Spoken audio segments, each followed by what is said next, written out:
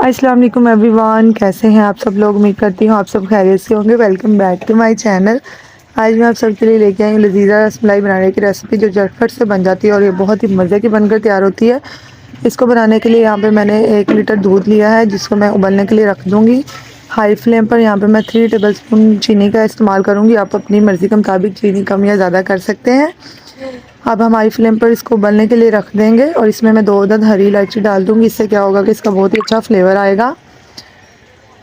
यहाँ पर हमारे दूध में उबाल आ चुका है। अब मैंने इसका जो फ्लेम है वो बिल्कुल स्लो कर दिया है। अब इसको हम 20 से 25 मिनट के लिए लो फ्लेम पर पकाएंगे, ताकि ये अपनी क्वांटिटी में थोड़ा सा कम हो जाए और थिक हो जाए थोड़ा सा।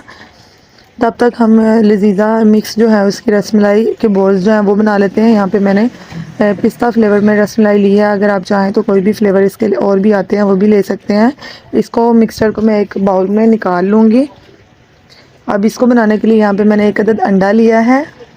अंडे को मैं एक बाउल में निकाल के अच्छे तरीके से फेंट लूँगी।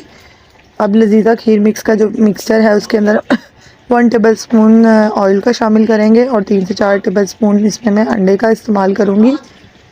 आप अपनी मर्ज़ी के मुताबिक आप गूंदते वक्त अगर आपको ड्राई फील हो तो आप इसमें और अंडा भी इस्तेमाल कर सकते हैं।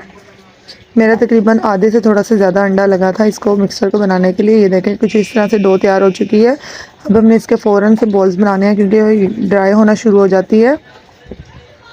अगर आपकी ज़्यादा सॉफ्ट डो बन जाए तो आपने कुछ देर के लिए उसको रख देना, ताकि वो थोड़ी सी ड्राई हो जाएगी खुद ब खुद। ये देखें मैंने इस तरह से बॉल बना लिए। अब मैंने यहाँ पे ये देखें सारे बॉल्स बना लिए हैं। अब हम इनको फ़ौरन से दूध में डाल देंगे। इनको ऐसे नहीं रखेंगे, नहीं तो हमारी रसमलाई ख़राब हो जाएगी। ये देखें हमारा दूध जो है उसकी क्वांटिटी पहले से थोड़ी सी कम हो चुकी है। मतलब दूध का जो तीसरा हिस्सा है वो अच्छे तरीके से इसके 3 हिस्से रह चुके हैं। एक हिस्सा जो है वो ड्राई हो चुका है दूध का, अब ये थोड़ा सा गाढ़ा हो चुका है। यहाँ पे ये देखें मैंने सारे बॉल्स डाल दिए हैं। 1 मिनट के बाद आपने इसमें चम्मच फेरना है। ये सारे बॉल्स हमारे ऊपर आ चुके हैं। आपने हल्के हाथों से इसको चम्मच को हिलाना है। 4 से 5 मिनट के बाद हमारी रसमलाई जो है वो फूल जाएगी। ये देखें हमारी रसमलाई यहाँ पे फूल चुकी है और यहाँ पे बहुत ज़्यादा सॉफ्ट हो चुकी है। इसलिए आपने ध्यान से चम्मच चलाना है इसमें, ये ना हो हमारी रसमलाई टूट जाए। ये देखें कितनी सॉफ्ट सी रसमलाई बनकर तैयार हुई है।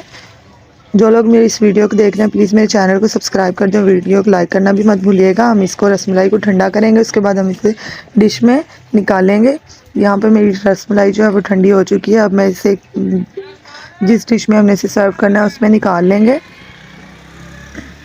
ये रसमलाई बनाने की बहुत ही ईजी और क्विक रेसिपी है। इसके लिए आपको रसमलाई का मिक्सचर जो है वो आपको घर में तैयार करने की ज़रूरत नहीं है।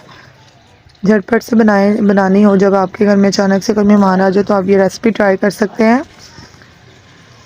ये देख सकते हैं आप कितनी मज़े की रसमलाई बनकर तैयार हुई है।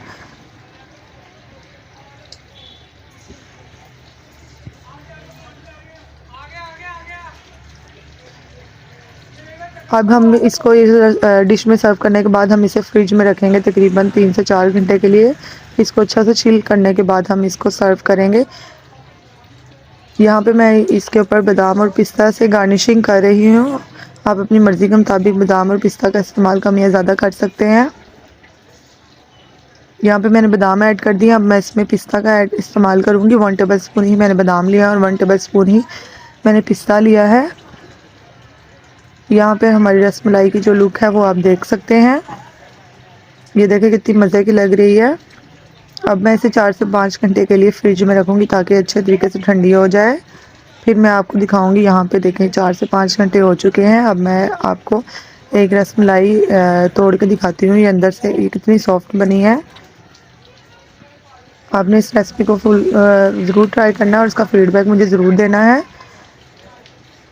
ये देखें हमारी मक्खन मलाई जैसी नरम रसमलाई बनकर तैयार है।